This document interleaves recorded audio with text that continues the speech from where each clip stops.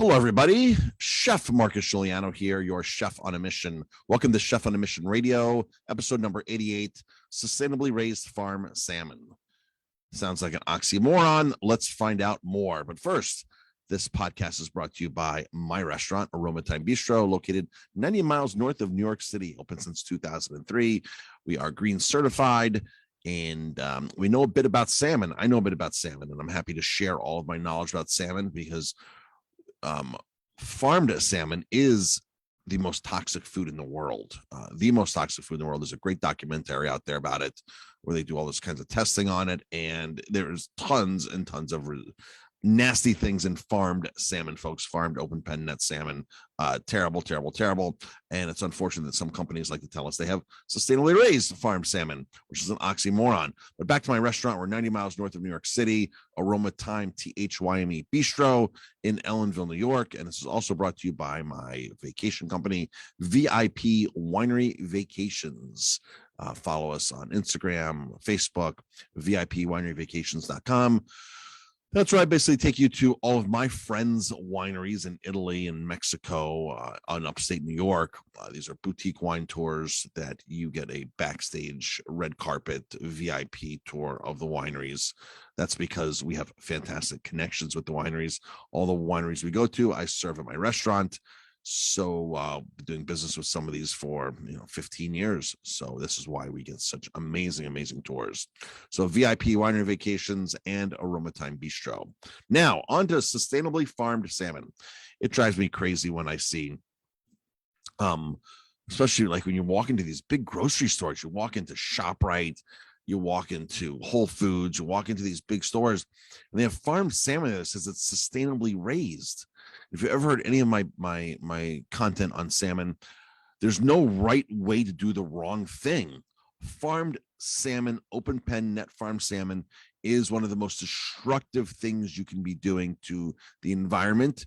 It is very polluting. It's very polluting to the other fish in the environment, the wild fish, and it is extremely deadly and toxic to the fish that are living in these open pen systems, to the rate of fact sometimes that 20+% of fish actually die in these pens because they're so toxic. And there are mass die-offs where hundreds of thousands of fish will die at a time because they just cannot support this kind of filth. Just like, if you saw a goldfish bowl filled with dirty water and the goldfish are starting to die, you would change the water. Well, in the ocean, they can't do that because they're living in it and it's all around them. And it's a pretty gruesome and very misleading industry. And all the big grocery stores like to jump on board and say they have something that's better than the others. And the reality is they really don't. And here's an example of a class action lawsuit being brought against Aldi's being the Trader Joe's spinoff. I don't know if anybody knows this, but Trader Joe's and Aldi's were the same company many years ago in England. And one brother, family-owned business, one brother thought that they should be selling cigarettes. One brother thought they should not be selling cigarettes. They split the company up to Aldi's North and Aldi's South, I believe, is the way the story goes. And you had one store that eventually went into the Trader Joe's, which is the store that I did not want to sell cigarettes. So Trader Joe's became the healthier version. And Aldi still has some impressive things on their shelves. However, when it comes to sustainably farm-raised salmon, that is a no-go. So in 2021, Aldi's was brought a class action lawsuit here in New York was brought against Aldi's. Aldi's has tried to get a motion to dismiss it. That has not worked. So the lawsuit was brought in 2021, 2022, spring of 2022. A judge in Illinois said, no way. We're going to hear this case. I don't have any updates on it, but that's the last that I know is about this class action lawsuit. And that's for the people of New York. But let's jump into what the actual article says here. And if you do, this is on classaction.org. All right. And this is beginning of the summer 2021, this article. But like I said, in 2022, they put a motion to throw this out, and the judge said no. So Aldi's fresh Atlantic salmon products are not sustainably sourced as advertised, but instead farmed industrial through unsustainable, environmentally destructive, and inhumane practices, a proposed class action lawsuit alleges. 28-page lawsuit claims that although Aldi's quote unquote simple, sustainable seafood claims represent the grocer's Atlantic salmon in a light of favorable to consumers looking for products sourced with environmental and animal welfare standards in mind. The fish in reality is sourced for methods that shock the conscience. So the label on here is this beautiful label, has their own certification on there saying how great and sustainable it is, and such and such, which I tell you, a lot of these, all of these sustainability labels and organic labels when it comes to seafood are all just self-regulated. It's what the companies want to say themselves, and it's their marketing. Sure, there's sustainable ratings out there like Monterey Bay Aquarium, Seafood Watch, Marine Stewardship Council. So there are some more legitimate ratings out there, but even some of those ratings I've questioned. I've questioned the Marine Stewardship Council a lot. And I've really questioned Marine Stewardship Council, but I've also questioned Monterey Bay Aquarium. I've actually called them to tell them I disagree with some of their ratings. And the reason they give some of their ratings are really not because the fish is sustainable, it's just because of other things that might impact. So there's a lot of things that go into rating fish, but a lot of these sustainability ratings you see on the labels of fish, it's all just self-proclaimed and unregulated. So for its part, Illinois-based Aldi has been able to sell more Atlantic salmon than it would have absent its false and misleading representations of the product. So the complaint is saying that they're selling more of this because of their false advertising, that people feel comfortable that they're buying something that's better, and that they are actually selling more of it because of this label. The lawsuit charges Aldi's intended for consumers to rely on its sustainable claims for the Atlantic salmon and has deceived buyers about the nature and sourcing of the products in violation of state laws. In evaluating sustainably sourced products, consumers hold the minimal use of hormones and drugs, impact on the environment, and the welfare of the animals as three of the most important considerations, particularly when it comes to sustainable aquaculture, the case relays.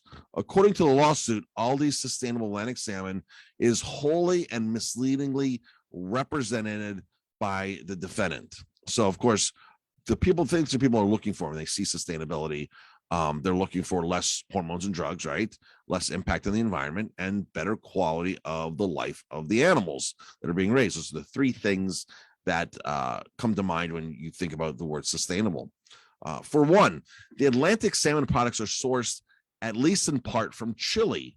The case claims noting that salmon are not native to the country, but instead sourced from large industrial fish farms known for their unsustainable production methods. Salmon farms in Chile, the lawsuit says, utilizes the ecologically dangerously method of salmon production called net pen agriculture, whereby thousands of fish are crowded into cages or pens in natural waterways. And I talk about open pen net farming a lot. Open pen net farming is the way you raise most salmon, 99.5% or whatever it is, even more than that. There's a closed containment system, which is inland, but it's very, very expensive, 7 times the cost. And most farms are happy with just throwing open net pens in the ocean, let them float, and throw all the fish in there and raise them. Per the case, net pen aquaculture is considered to be a high-risk form of fish farming that, among other problems, the method allows for free exchange of waste chemicals, parasites, and disease between the pens and the surrounding environment. This form of farming has been banned by the United States jurisdictions due to certain over-environmental risks, the complaint says. So, yes, that is true. The United States has banned open net pen farming in certain areas, like Washington State has banned it. I believe Maine is still doing it, but there are certain areas that open pen net farming for finfish is banned. There's an open exchange. What it means in open exchange is that anything that the fish give off, lice, diseases, feces, all that goes right into the waterways right there. It all goes into the waterways, and it affects the natural migratory path of salmon in those areas. Now, Chile is not home to salmon, it says South America, Southern Hemisphere. So there's no salmon there, but there are other species of fish there that get affected, impacted from all that waste spewing out and all the diseases spewing out. Closed containment system, which is something that's inland inside of a building, would then be filtered out and never go into the ocean or to the local waterways. Thus, closed containment versus open pen. That's the two terms that we're looking at. So this is open pen, which is, you're going to find open pen wherever you go, basically. There is closed containment, but it does cost more money. It's almost as expensive as wild. So why not buy wild? According to the lawsuit, to survive in these environments, salmon must be introduced to large amounts of toxins and pesticides. Testing of Aldi's Atlantic salmon, the finished product meant to be consumed by humans, has revealed the presence of ethoxyquin, a toxin routinely used as a preservative in industrial fish feed, the suit alleges. Now, that is a nasty, nasty chemical. The fish pellets are so high in fat that you have to add stabilizers, and that's what the I'm probably mispronouncing this, ethoxyquin is in there for, to stabilize all these fats. These fats will go rancid very quickly, so they douse it with all these pesticides and all these stabilizers to stabilize the fat. The salmon feed ingredients used by Aldi suppliers pose other severe environmental risks. In particular, Aldi suppliers use wild-caught fish in salmon feed, as it's a routine in the industry, contributes to the collapse of wild fish stock and the aquatic ecosystems, compounding of environmental consequences of Aldi's salmon products. So yes, this is the part that's messed up about salmon farms. For every 1 pound of salmon farm, for every 1 pound coming out of a salmon farm of fish, you had to harvest 3 pounds of wild fish, and to complete and to actually have a negative deficit on protein out of the ocean to produce this protein. So you're losing 3 pounds to gain 1 pound of protein here. So it doesn't make sense, right? So you're harvesting all this wild fish. They go in countries where they can get away with it, just harvest everything and pump it into fish pellets. Now, because that's been an issue, a lot of salmon farmers are using chicken feathers, chicken beaks, pork renderings. Every part of the pork that you would not eat, it can't put the cosmetics, will go into chicken feed. Even the blood meal will get into the salmon pellets. Feathers, chicken feathers, are very common ingredients. In fact, one of the big producers in Canada actually owns a pork and chicken rendering plants to take everything out of there and use it for their salmon farms. So there is pork and chicken byproducts and all this wild fish going into there, because that is, again, a problem, the wild fish, the deficit. So some of them think they're solving this problem by using the chicken feathers and extra pork parts. And there's one farm in Chile that thinks that they're solving this problem by using genetically modified fungus as a protein, which is why the Monterey Bay Aquarium Seafood Watch loves this one salmon farm, because they're not harvesting wild fish, but instead they're feeding it a genetically modified fungus. So I don't think that's sustainable. I don't think it's still, the fish still have to go to the bathroom. The fish are still compact into small areas. The fish are still, living in a toxic area, even though their sourcing their food might be a little different. So that's the reason why I disagree with the Monterey Bay Aquarium Seafood Watch on that particular species. Let's see here. The article keeps going. The environmental impact of industrial salmon farming aside, the conditions under which Aldi's products are raised inflict unnecessary suffering on the fish, the suit says. The extremely crowded and unsanitary environment of net pens are nothing like natural environment in which salmon live in the wild. Scientists characterize these crowded production methods as stressful, high-density conditions that far exceed what wild salmon would experience in their natural habitats. Salmon in these crowded environments become highly aggressive and cause harm to each other as a result. These crowded conditions inevitably lead to a rampant sea lice infestations, which result in poor animal welfare. So high density, one of the things that these fish farms are going to say is, we have low density farms. We have low density What that means is instead of 2 fish per bathtub, it's 1 fish per bathtub. Low density is another term that the industry is using to sort of mislead you into thinking that their product is better than the others, when in reality, it's like it's like saying you smoke less cigarettes than smoking the normal amount of cigarettes. So let's say you smoke 2 packs a day and you go to 1 pack a day. Both are bad for you, correct? Both. I mean, let's just say both are bad, but they're marketing the 1 pack of cigarettes as like a lifesaver. Like, oh my gosh, like, well, we're only doing 1 pack a day. It's low smoke. We're low smoking, right? This is the same thing as with these. It's considered to its natural environment. It is very, very highly densely stocked in living conditions. So compared to the wild, it's not even, you can't even compare the two. Aldi's sustainable representations are material for consumers and deceive or are likely to deceive the public, the proposed class action alleges. And this is very true, because when you walk into a store, you trust the store. When you walk into a Whole Foods or an Aldi's or Trader Joe's, whatever it is, you're going to look at the packaging, or the Safeway, ShopRite, whatever it is, Kroger's, Food Lion, Piggly Wiggly, and you see these there, you're going to think, oh, wow, I'm buying something special. I truly am buying something special, and you'll probably pay more for it. And in reality, what you're buying here in all farm salmon, all open pen net farm salmon, is the same crap. It does not matter what they claim on the label. It's all the same. Hopefully this lawsuit will go into other grocery stores as well. I'd love to see Whole Foods get busted for their misleading of their salmon, saying how great their farm salmon is. It's not. It's farmed salmon. There's no right way to do the wrong thing. You still have to harvest fish. You still have to put them in crowded places. You still have sea lice. You still have all the stabilizers from the high fat fish pellets. You have all of these things, and they're sitting there and lying. Now, myself as a chef, and having 20 plus years of research in sustainable seafood, I know it's a scam, and I would never feed it to my family. I'd never feed it to my kids. I would never eat it myself. This is why it's been over 20 years that I've actually cooked or eaten farmed salmon. I learned this many years ago, over 2 decades ago, and I've stuck true to this. My restaurant has stuck true to this. We do not serve farmed salmon. It is a scam, farmed salmon.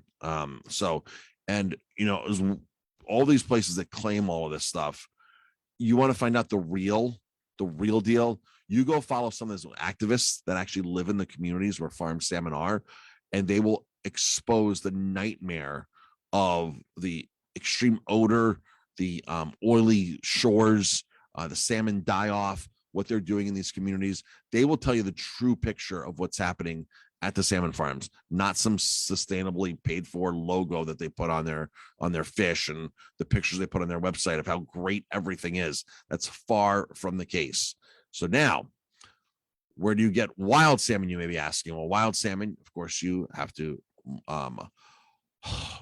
trust the place you're buying it from.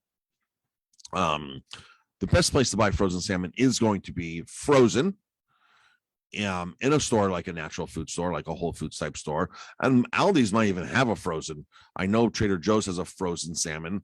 ShopRite here has a frozen salmon. However, if you want a higher quality frozen salmon, make sure there's no fillers in it, no sodium fillers. Also, make sure that it's not from China. You get what you pay for, right? You totally get what you pay for. The more expensive it is, the higher quality. It's just like chicken eggs. There's a direct correlation between the cost of an egg and the quality of the animal, the way the animal lived, and all that kind of stuff. Same thing with the salmon. The way it was caught makes a big difference, and that cost is caught versus line caught. And I have plenty of content on that on my YouTube channel. You go to marcusg.tv.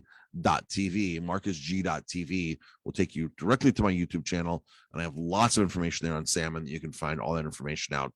But in the meantime, do not fall for the sustainable ratings, sustainable claims from farmed salmon, because it is a scam. And hopefully all of these will learn a lesson from this and stop using that. And hopefully other grocery stores will follow suit in other grocery stores, because I cannot stand it when I walk into places and see this. It irks me every time I walk into Whole Foods and see their sustainably farm raised salmon sitting in the counter there. And you ask the staff there, they will swear by it. totally swear by it, how great this product is, and it's not. Folks, thanks for tuning in. I appreciate the support.